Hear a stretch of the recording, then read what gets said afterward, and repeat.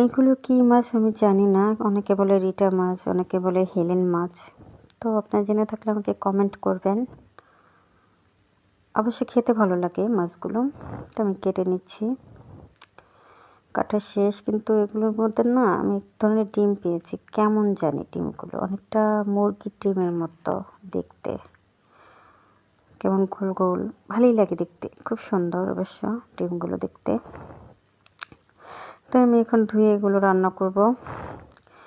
মাছগুলোকে ফার্স্ট আমি ভেজে নিচ্ছি, কারণ আমার হাজব্যান্ড ভাজা ছাড়া খেতে পারে না কোনো মাছই।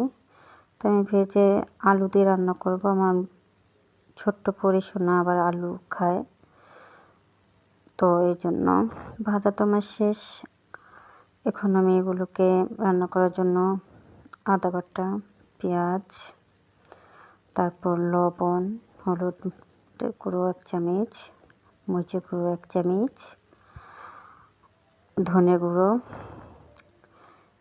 তো আমি আমার হলুদ মরিচ কষানোর পর আমি আলুগুলো কষিয়ে নিয়েছি, তারপর মাছগুলো দিয়ে নিয়েছি। কারণ বললামই তো আমার আলু খেতে খুব পছন্দ করে আমার মেয়ে, ছোট্ট মেয়েটা ঘুরে ঘুরে আলু খায়। তো আমার রান্না প্রায় শেষ হয়ে এসেছে। আমি এগুলোর মধ্যে ছোট্ট ছোট্ট বড়া দিব, ডালের বড়া। আমার কাছে মাছের তরকারি, সবজির তরকারিতে ডালের বড়াটা দিলে খুব ভালো লাগে। আমি এইরকমভাবে রান্না করলে ডালের বড়া দিয়ে আমার খুবই ভালো লাগে সেই বড়াগুলো খেতে। তো আমি ডালের বড়াগুলো দিয়েছি। এগুলো দিয়ে আমি কিছুক্ষণ ফুটিয়ে ধনেপাতা তো দিয়েছি আমি আগেই, জিরে দিয়ে আমি নামিয়ে নেব। তো আমার রান্না প্রায় কমপ্লিট।